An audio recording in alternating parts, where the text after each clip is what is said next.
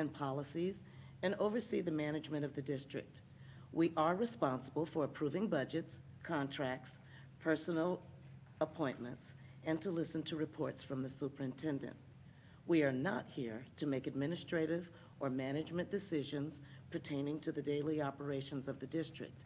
This is the responsibility of the superintendent. In compliance with the State Government Code on Open Meetings, tonight's agenda has been appropriately posted. This is a meeting in the public, not a meeting of the public, and as our guests, you are welcome to observe and listen. These proceedings are being video and audio recorded and will become part of Judson's permanent legal record. In order that the tape adequately reflects these proceedings, please silence your mobile devices and refrain from talking while others are speaking. Since it is legally mandated that these proceedings are recorded accurately, I may have to ask for order periodically should I notice that disruptions are interfering with our recording capabilities. Once again, I extend to each of you a sincere welcome from the entire school board. Thank you for your interest in Judson ISD. We have established a quorum, and I will call roll. Ms. Rodriguez? Jennifer Rodriguez, present. Mr. Diaz? Rafael Diaz, present. Ms. Canoyer? Suzanne Canoyer, present. Ms. King? Shatanya King, present. Ms. Eaton? Deborah Eaton, present. And I'm Renee Pichelle, present. And to my immediate left is our Superintendent of Schools, Dr. Jeanette Ball. Welcome. And at this time, would you please stand for our invocation and pledges? Heavenly Father, we come before you tonight to make decisions that are in the best interest of our students and our staff. We ask you to guide us and be with us. As we continue with these difficult times of COVID-19, I ask that you keep us healthy and safe, along with all the community of Judson ISD. In your name we pray. Amen. Now a pledge to the American flag. I pledge allegiance to the flag of the United States of America and to the republic for which it stands, one nation, under God, indivisible, with liberty and justice for all. Texas flag. Honor the Texas flag. I pledge allegiance to thee, Texas, one state, under God, one and indivisible. Thank you. You may be seated.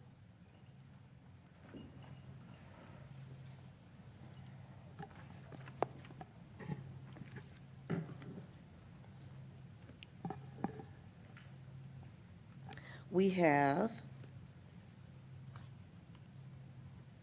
3 members of the public to give a public address. Oh, excuse me, I forgot. There are 4.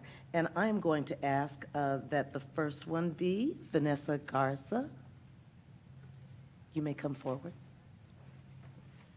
Ms. Garza wants to speak on opening up campuses safely.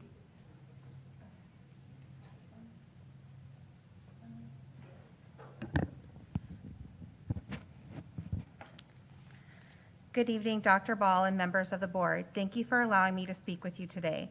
My name is Vanessa Garza. I am a teacher at Copperfield Elementary. I am here today to discuss my concerns with you regarding reopening our schools with COVID-19. Tonight, we are asking you to show your support for the health and safety of our Judson family. Mr. Morath indicated that TEA would not mandate masks, would not mandate COVID symptom checks or tests, and that we should be safe at school. We understand that you have been working hard on potential plans, but when will we have something concrete to help us make decisions for our families? The information provided so far does not provide a clear idea of how we will ensure that our employees and children's health is a priority. With COVID cases at an all-time high, we know that putting 20 to 30 or even 15 kids in a classroom could be a disaster. Will the plan be out before July 6th, giving teachers the option to resign without penalty if they are not able to meet the requirements set by the district? What will be the plan for back-to-school professional development in August? Will there be an option for virtual learning? If teachers return to campus using Commissioner Morath and Governor Abbott's suggestions, it will not be a question of if, but when teachers get sick or need to self-quarantine with COVID-19. We are asking Judson ISD to keep us safe and take care of the students and employees of the district. As a teacher, every year I am troubled with our continued rise in insurance fees and the damaging cost of co-pays and co-insurance. Educators have 10 sick days a year when we become sick If we become sick or need to self-quarantine with COVID-19, our 10 days will not even cover our mandatory quarantine days. We ask the district to take care of us and at the very minimum, provide us with 14 extra paid sick days if and when we get COVID-19 or have to self-quarantine because of exposure. We cannot rely on the federal government to continue with the Employee Paid Leave Act that is set to end in December of 2020. Next, we are asking the district to ensure transparency when a COVID case comes up on our respective campuses. We need a detailed plan as to how the campus will handle operations when COVID cases develop. We also know that TEA is sending PPE and sanitation materials to our districts, but we want assurances that the district will make sure that each of us have enough PPE and sanitation supplies, thermometers for the entire school year in each of our classrooms. We can't ration these materials as it is essential to ensure that we stop the spread of COVID-19. Finally, we stand with the board and their frustration with our governor, lawmakers, and commissioner of education. As educator and parents, we want to work with our district and need to work together to protect our kids. We are counting on all of you to remember that we have to keep kids and employees' health and well-being as a priority during this very challenging time. We ask that our school district put the pressure on the governor and on TEA to ensure our safety, and we ask that you invite us to school opening discussions and that you allow us to be a part of the planning. We want you to know and deserve to know what is in store for our kids and our educators. Lastly, we are aware that everyone has been affected financially and emotionally by COVID-19. Please take into consideration a possible retention bonus for employees to be paid in December as in previous years. Our students are not expendable, and the lives of employees and students are worth the fight. Thank you for your time. Thank you, Ms. Garza. Next, we have Victor Quilliam, Special Ed Logistics, COVID 2020-2021. Good evening, JISD Board. My name is Victor Christopher Quilliam, a fourth grade special education teacher at Copperfield. I want to begin by thanking you for your open lines of communication and the seriousness of your consideration for the needs of our family of JISD teachers and staff. We are civil servants assigned with the noble and very humbling task of shaping the minds of our children and our neighbors' children. As Plato once said, by maintaining a sound system of education, you produce citizens of good character, who produce in turn children better than themselves and better able to produce still better children in their turn. And as we strive towards this ideal, we have been faced with uncharted realities that have forced us to redress the pyramid of Maslow's hierarchy of needs, not only for our students, but for ourselves. These survival mechanisms must be seriously addressed, or they will cast a shadow over all that we have worked on. We must bring into light questions of safety, belonging, and esteem so we can continue toward the apex of self-actualization in order to be trusted in the noble endeavor that brought us into the field of civil service. It is in the tenor of this thought we present to you these questions. What measures will be in place for a staff member if they test positive for COVID-19 or believe they have been exposed to COVID-19? Will those staff members who have tested positive be provided with additional sick days? When will guidelines be put in place that detail the specific roles and responsibilities for staff members and of staff members? Will a plan be available prior to contract renewal? Will staff members be required to wear masks? Will district be providing thermometers and PPE, personal protective equipment, for each staff member or classroom? If a staff member or student tests positive for COVID-19, will an outside company come and do a deep cleaning? How often will the district be doing these deep cleanings if they are enacted? Will teachers be required to do both distance learning and in-person learning? Once a plan is put in place, how many students will there be in a classroom at one time? Will we be on an A-B model? And if so, how will special education teachers meet IEP minutes if we are on an A-B model? What safety procedures and logistic measures will the district enact for special education students to meet their resource minutes? What is the plan for back-to-school professional development in August? Will an online version of that be available? What is the district's plan to secure more substitute teachers in light of recent events? And has the district implemented a plan of action that would allow for additional substitute teachers in response to safety concerns? What procedures does the district have in place if a teacher that is out sick and unable to get a substitute? Do you have much more, Mr. Quilliam? I have one more thing, and that's it. And as Darren Papard, superintendent of the West Grand School District in Colorado said, in the end, it will be impossible to know if we overreacted and did too much, but it will be quite apparent if we underreacted and did too little. Thank you. Thank you, Mr. Quilliam.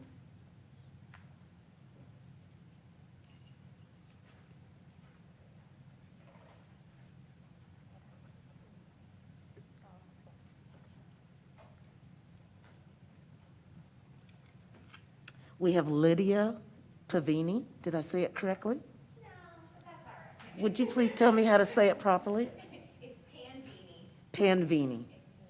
Thank you. I have to make choices between a mask and glasses, so. I understand. That's why I keep messing with mine. I think we're all there, right? Yeah, There's fog is in my glasses.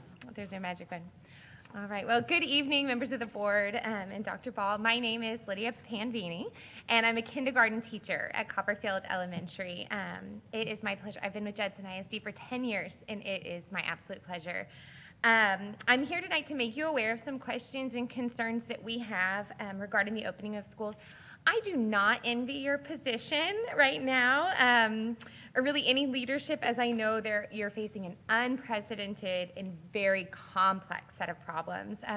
And I think on one side, while we as teachers may not see some of the bigger picture things, I think that there are things that we see and that we're going to be aware of from the front lines, and that we would see as problems that might come up. One of the major concerns that I have, and that I know some members of my campus have, is on enrollment. Now, my school is traditionally very highly enrolled. We have a large amount of students. I think we have 550 enrolled at the present. And if the CDC and the WHO are recommending 11 to 12 students, even on an AB model, I know last year we had some classrooms that had 26 kids. We're pushing that even on an AB model, even if you half that by 50%.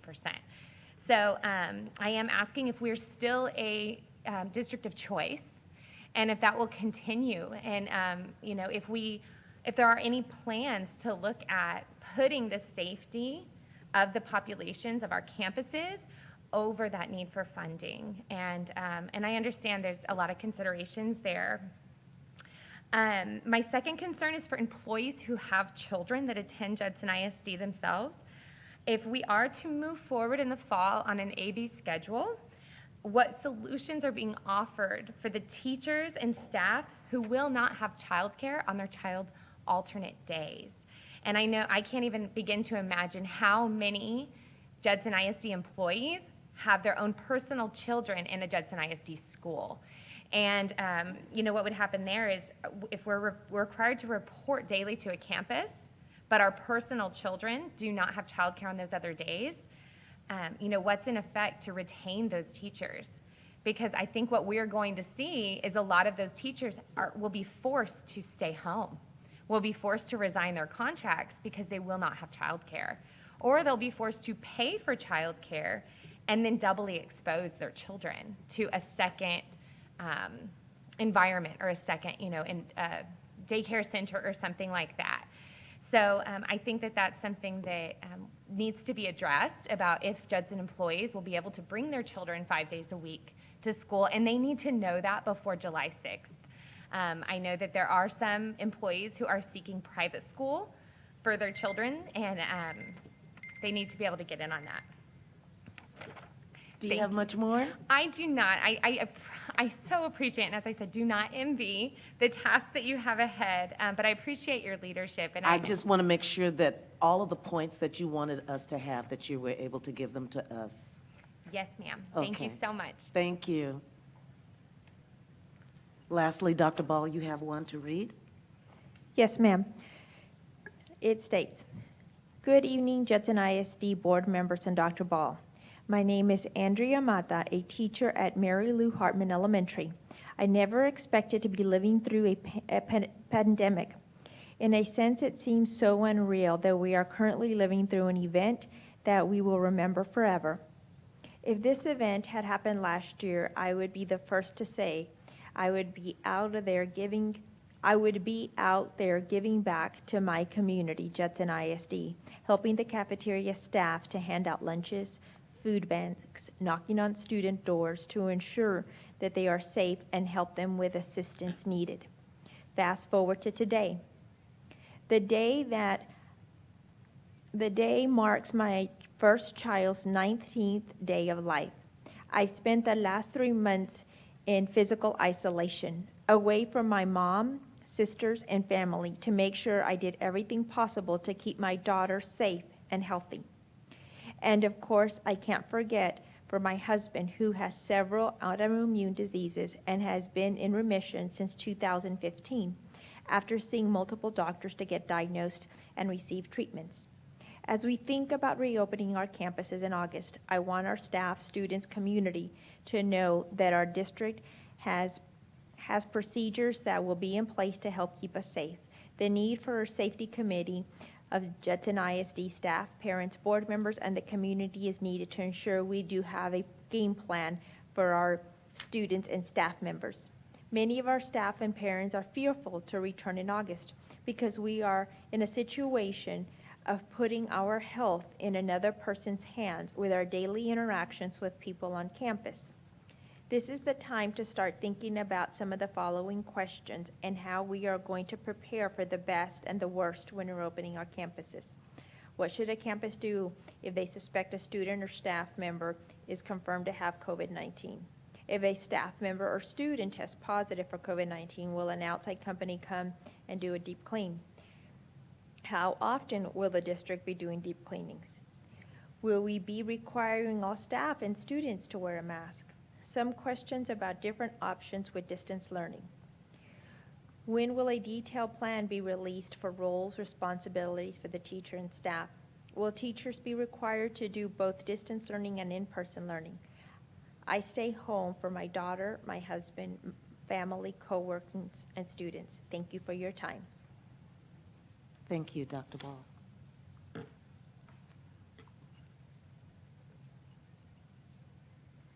We will now move on to item 3, consideration of consent items. Before we get to that, let me just say to Ms. Mata, to you 3 teachers from Copperfield, we are looking at all of these questions, and just so that you know, the board has addressed all of these questions to Dr. Ball also, and we're waiting for answers. She will have them. I can't tell you when she'll speak to that herself, but I want you to know that we don't discuss items that come from the comments from the public, but please know this is the #1 priority, okay? Thank you so much for coming. Yes, ma'am? I just want to, Oh, we're not supposed and this is very unusual because we're not even supposed to to do this, respond yes. to Right, these. right. But I think the young teacher, the kindergarten teacher that said that we have a difficult decision, you're absolutely right. And trust and believe we have not been sitting on our hands. We've been trying to figure this out, and every time we think we're going to move forward with something like graduation, you know, we get slammed against the wall and have to tell kids that have been working for a piece of paper for 12 and 13 years that your family can't see you come get it. And trust me when I Ms. tell Eaton, you, I'm so sorry, but we've got to stick with the agenda. it's heartbreaking for us, and we're doing everything we can. Thank you, ma'am. We'll move on to item 3, consideration of consent items. If there are any items that the board wishes to pull, please let me know. Item A, consider and take action regarding approving budget transfers across expenditure function categories. B, consider and take action regarding approving the amendment to the budget for the 2020 fiscal year. C, consider and take action regarding approving the waiver for the CPR instruction requirement due to COVID-19. At this time, is there a motion? I move we approve the items on the consent agenda A through C. Motion made by Ms. Canoyer, is there a second? Second made by Mr. Diaz. We'll take a roll call vote. Mr. Diaz? Aye. Ms. Canoyer? Aye. Ms. Rodriguez? Aye. Ms. King? Aye. Ms. Eaton? Aye. And Ms. Pichelle, aye. The consent agenda passes unanimously. Item 4, discussion, consideration of action items. A, consider and take possible action regarding the approval of the proposed budget for the 2021 fiscal year. Dr. Ball? Excuse me. Yes, ma'am. We do have a presentation, and Mr. Atkins will just take a few minutes to load that. We have some information that we want to continue to share. We want to let everybody know that the board has been involved every step of the way. We have had several board workshops. There is really not major changes to this. I think I've heard several board members mention that there are still lots of unknowns. You know, this changes for us also on a daily basis, whether it's the governor, the commissioner, you know, sharing information. So I'd like to thank Mr. Atkins for putting the best budget together possible, always knowing that we could come to the board because this board is one that puts students and staff first in case something were to change. So Mr. Atkins, I'll let you start. Thank you, Dr. Ball. Board members, I'm going to go pretty quick through the PowerPoint. It's very similar to what we had in the hearing. Just comparison of the taxable value between this year and last year. It increased about $600 million. We are estimating a tax collection rate of 95%. That's usually a 98%. Our estimated ADA, we're estimating at 21,350. Our prior fiscal year, this current year, we're at about 21,645. Again, the M&O tax rate of 0.9664. Looking at the revenue, again, this kind of compares current year and proposed budget year. You can see there was a big increase in revenue of $9.7 million. But remember, we came back and we amended the budget in November last year and added $6 more million to the revenue. So really, it's more of about a $2 million or $3 million difference. These are the cost savings that we have proposed for the and implemented in the budgeting. We have reduced staff by attrition at central office by about $640,000. We're eliminating the master stipend going forward for new hires, unless they teach in their field that the master is in, then they would teach. We're eliminating the science stipend. Yes, ma'am. I have a question for Dr. Ball. I know we talked about these stipends at our last budget meeting, and that we hope that at some point in time that we would be able to, they would be able to receive these stipends once again. But my question is this going to, what type of effect is this going to have on hiring? And Thank you very much for asking. One of the things that several people have asked me through email, and I'd like to take this opportunity to reiterate it. No stipend will be taken away from any current employee. So I want to say that one more time because there's a lot of confusion about that. So no stipend will be taken away for current employees. These are for new employees. Let's say we hire a new employee. I don't believe right now at this time that there will be a negative. We have a really good group of teacher candidates. Again, the plan is always to go back when times get better, but I don't believe that it will put the district in a hardship. thank you very much. Ms. Canoyer? And that's correct that this only applies to employees who are teaching in a field that is unrelated to the master's. So if it's a math teacher with a math master's, They get the master's. Right. If it's a math teacher with a journalism master's, great example would be, then they would not. Okay. Thank you. And then adding the reductions in the campus allotments and the district allotments. We came up with about $2.2 million in savings. When we look at our expenditures, again, there's about a $4.9 million difference over year to year. Again, we did increase the compensation by $1.8 million last year in January. So when we look at the general operating funds, again, revenues versus expenditures, we're going to be about $3.5 million short. We'll take that from fund balance and end up with a fund balance of about $60.5 million. Child nutrition, again, they're proposing about a $1 million increase in revenue. A lot of that's driven by increased federal reimbursement rates. They're also looking at an increase of a little over $1 million in expenditures. For the same time, again, food prices go up.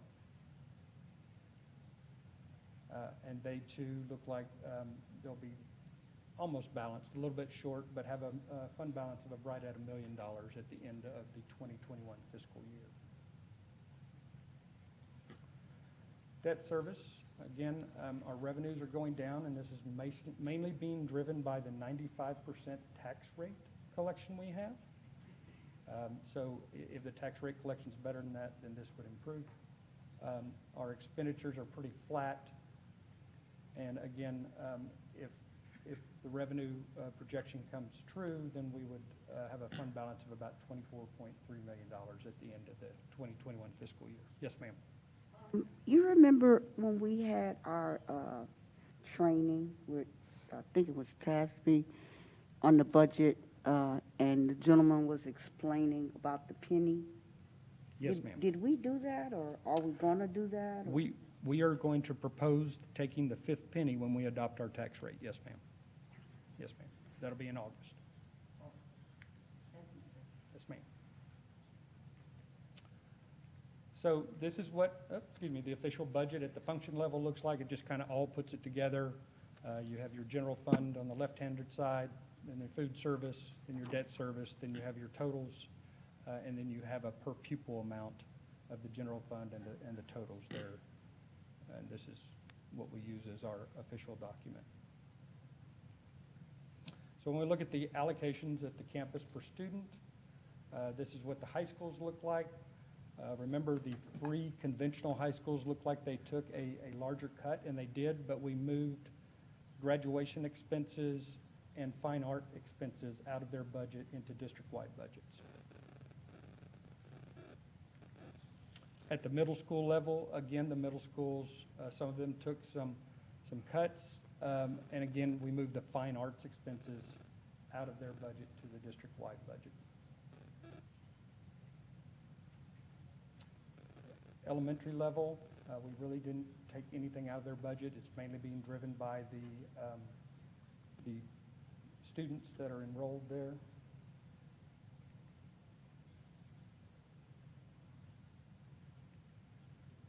When we look at department budgets, this is the board and the superintendent.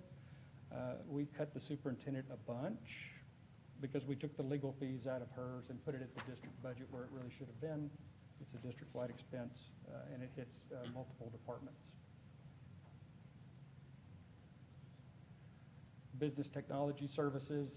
The big one here is the district-wide technology at the bottom. You can see it increased, and this is where we're moving. You'll see later on we're moving lots of budgets where they were district-wide technology license paid out of individual budgets, and we're collapsing those and putting those in this budget. Mr. Atkins, will you please take a minute to explain about the tax office? The tax office. The tax office is Fund 703, or Org 703, and this is what TEA requires us to put in the budget, and it's the money that we pay the appraisal district to appraise our properties and the Bexar County tax collector to collect our taxes. And it's driven by a formula based upon the values. And so when our values go up, then the cost of both of those services go up, and that's why there's an increase in this budget.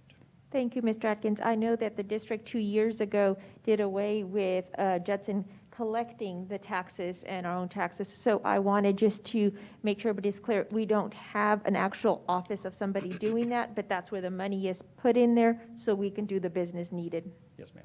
Thank you for that clarification, because we were just duplicating services. Right.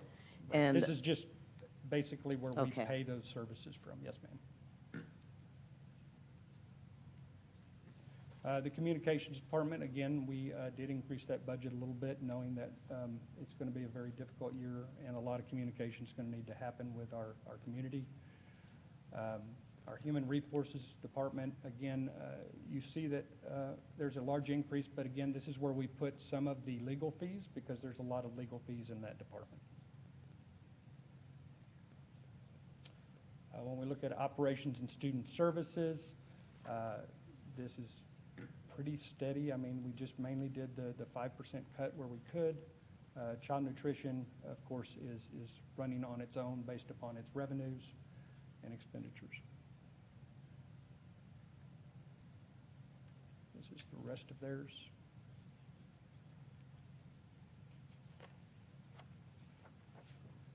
We get to teaching and learning.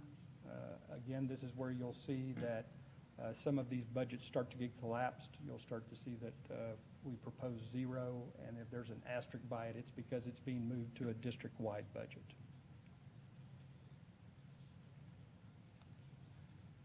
The school links there in the middle, that's one. Upward Bound is another. They're not done away with, they're just being paid for out of another budget.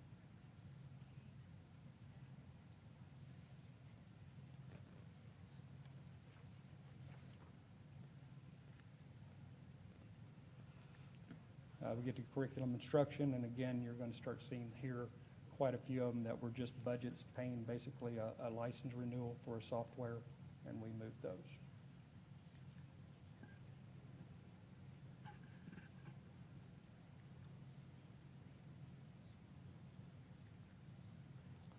So we did have a call with the commissioner on Tuesday, and the state did provide us good news that they are going to fund distance learning. They're going to fund it under 2 different types. One's called synchronous and one's called asynchronous. And so synchronous is much like the current classroom where it's they're doing a Zoom or something, and above the 3rd grade, I believe, they require the 240 minutes, which is what's required to get a full day ADA currently in a classroom. So they require you have 240 documented minutes in the Zoom or various Zooms with the student during the day. And below that, I think it's 180 minutes. And so that is constant kind of face-to-face with the student. The asynchronous, and that's only eligible for funding 3rd through 12th.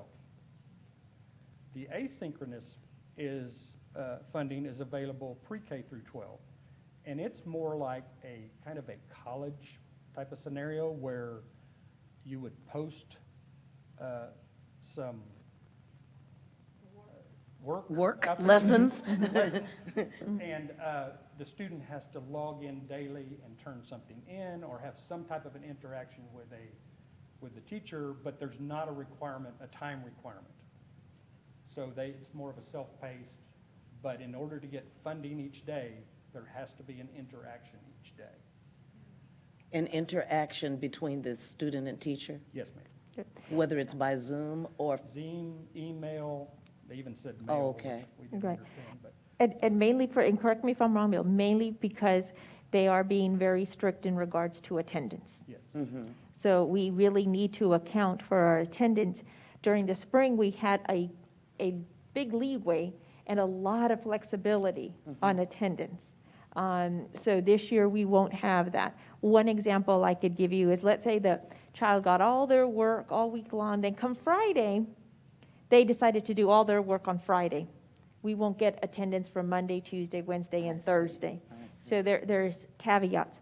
I asked Bill to put this in here because I know that that's what this is the piece that I think a lot of people want to hear about. I'm sharing this with you just so you know that this is what we eat, dream, sleep, and even maybe have nightmares about. But we just got this information on Tuesday. It wasn't even all the complete information. So there's still a lot of things that we need to work out, but we wanted everybody to know that this is on our forefront. We're thinking about this, we're working on this, so we wanted to make sure that we shared. These are a few things that either A, we know we need to have, or B, that we've already started. The learning management system is something that we know we'll need to have because that's how we'll keep accountability for everything, whether it's the work, the assignments, the grades, because we will not have that flexibility as we had last time of no grades. Wi-Fi, Mr. Atkins has already started that project. Our elementary parking lots will all have Wi-Fi. The professional development on Zoom and Google Classroom, we're going to be providing that. Additional Zoom licenses. You have heard numerous school districts that have said that they are extending their calendar. Judson ISD is not going to extend their calendar, but we are going to have opportunities for staff and students to close that gap. So some of the things that we've thought about is Monday, Tuesday, and Wednesday, possibly providing instruction to a certain amount of students with the teachers that volunteer. Same thing for Christmas, same thing for spring break. So again, this is just to share that we are thinking about this and we are working on it. I know you probably have a lot more answers that we're prepared to actually answer right now. There'll be yes, sorry, a lot more questions. So there'll be other specific meeting where senior staff is meeting on it again on Monday. There's still a lot of clarification that we're seeking from the commissioner, from the governor. Things are constantly changing, but this was just a slide to let everybody know we're working on this. We really are. What we don't want to do is to put something out there and then come back and say, oops, that changed, or that's not correct. So patience is the hardest thing. But again, just wanted everybody to know that we're with you. We feel your pain. We want you to be safe, and this is what our priority is. So I'm going to ask the board not to ask me questions on this yet. This was just put on there, not really specifically part of the budget, but just to give a glimpse that we're thinking about it. I promise you we'll come back and have a lengthy discussion on this. So I want to go and see if there's questions on the budget. So you don't want us to ask you any questions on this I- yet? You can, But you don't have answers. on some of the things I might, but then I might come back and, say, we thought of a better plan, or we thought of another idea. There is a lot of discussion right now about the A-B blocks scheduling. The latest thing that I heard, even though a lot of school districts have put that out there, is that is something that the commissioner is not recommending because we will not be able to tell a student, you can't come because your day is only Monday, Wednesday, and Friday. If we're open all day, that child can come. So there's still a lot. So I didn't want to open up a big can of worms and leave everybody hanging, but at the same time, if it's a burning question, I don't want to deny anybody that. I just had a... Go ahead, Mr. Diaz. And you already touched on it, but I just wanted to ask you for the same thing because it's a really volatile atmosphere and ecosystem that we're in. Folks have a lot of questions, and because there are so many variables that we need to be very consistent with our plan, make sure that we have it all. Because once something gets out, it'll spread very quickly, as it should, but we want to make sure that what gets spread very quickly is accurate and the best plan possible, because we're trying to ensure the safety of the children, build the trust with the educators, obviously, and that is our charge, and ensure that we have the best formulated concept. Now, of course, we're going to have to adjust along the way, but I think the messaging needs to be just very specific and very carefully crafted. And sir, with that, what I would ask for is a little more time.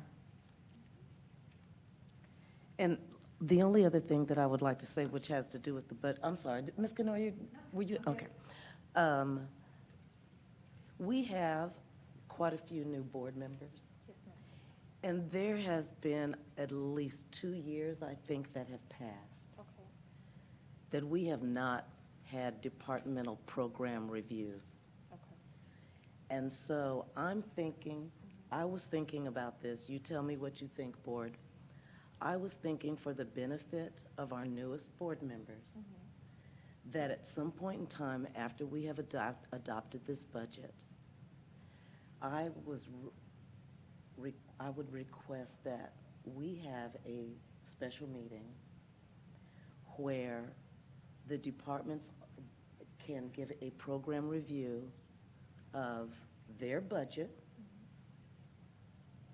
and it would include all of their operation.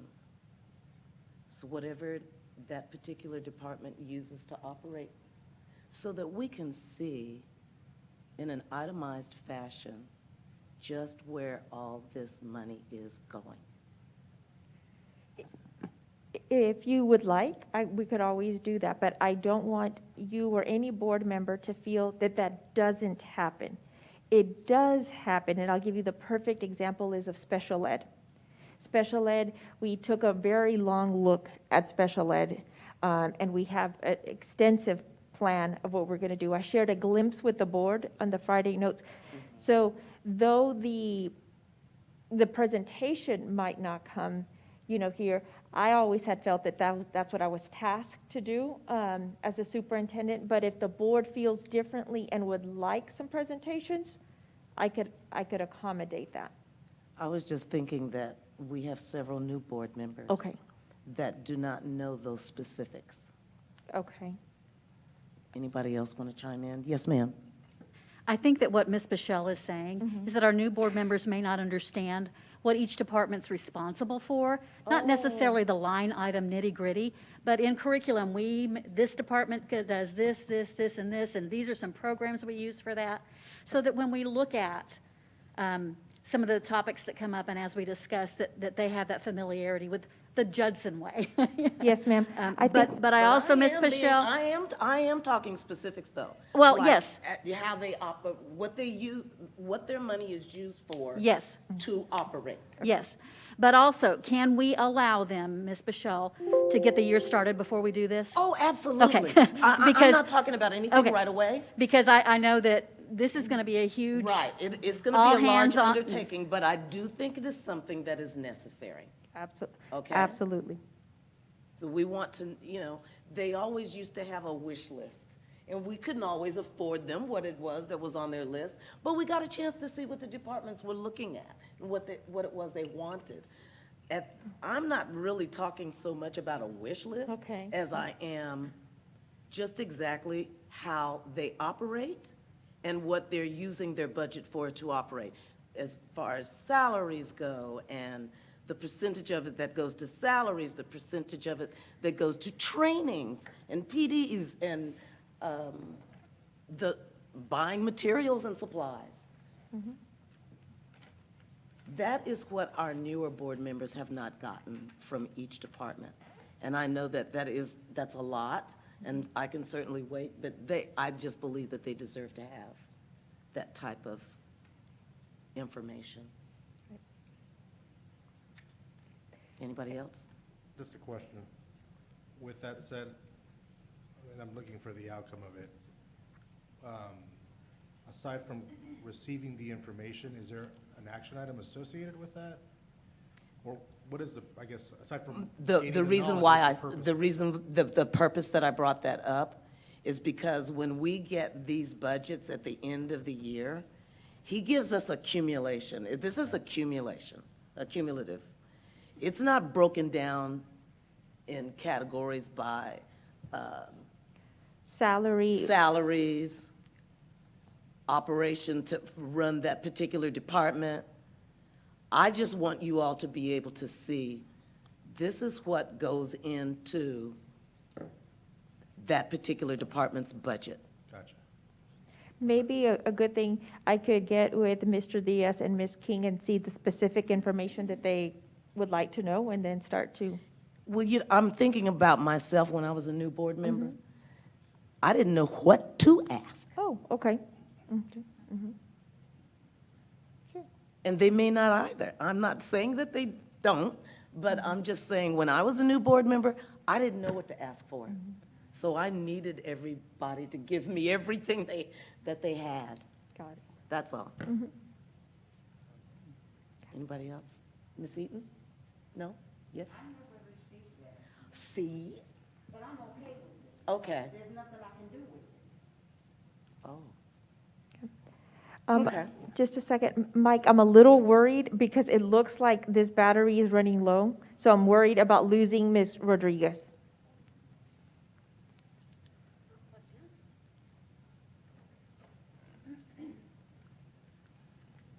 Okay.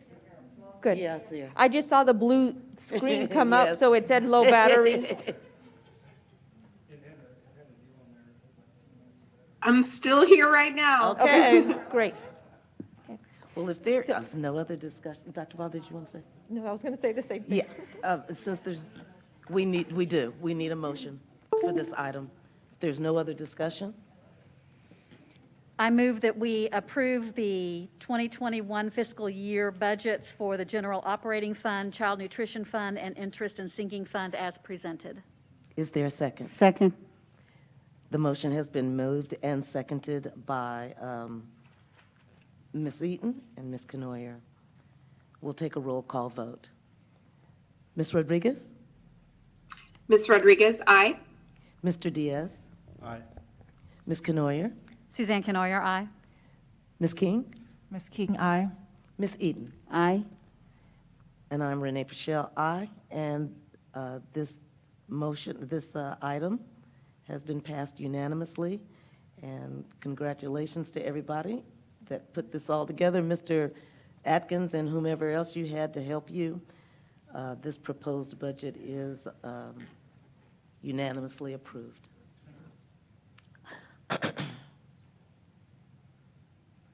Item B, consider and take possible action regarding the approval of an amendment to the compensation plan for the 2020-2021 fiscal year. Dr. Ball. Yes, ma'am. I want to be very clear on this amendment. So what this amendment is that we already want to put it in writing that if, that's the key word, that if the funding is available, we want to be able to do the retention incentive to be paid in February of 2021.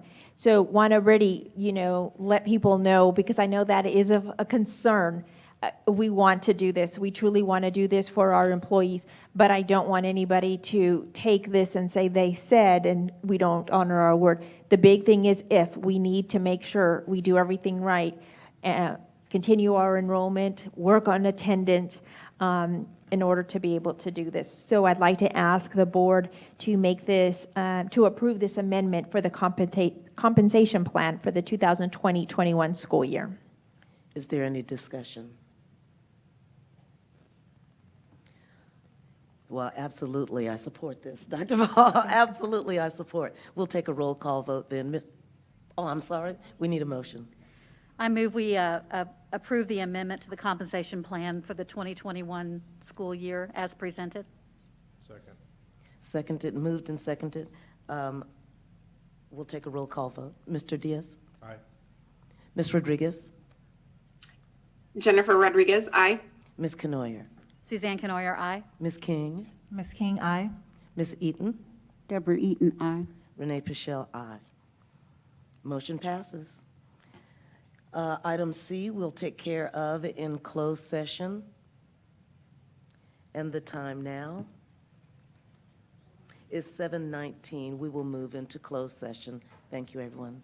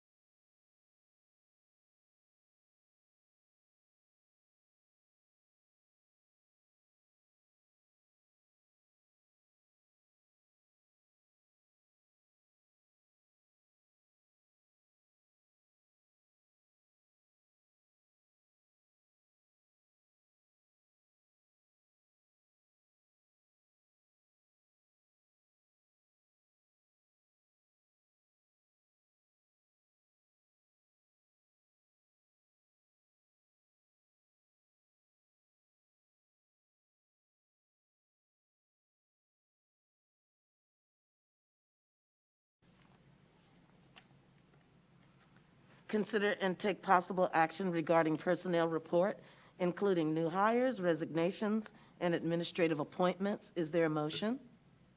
I move we approve the personnel report as presented. Second? It's been moved and seconded. We'll do a roll call. Mr. Diaz? Aye. Ms. Canoyer? Suzanne Canoyer, aye. Ms. Rodriguez? Jennifer Rodriguez, aye. Ms. King? Ms. King, aye. Ms. Eaton? Deborah Eaton, aye. Renee Pichelle, aye. And this personnel report unanimously is approved. And if there is no other discussion or business to attend to, at 7:36, this business meeting is adjourned.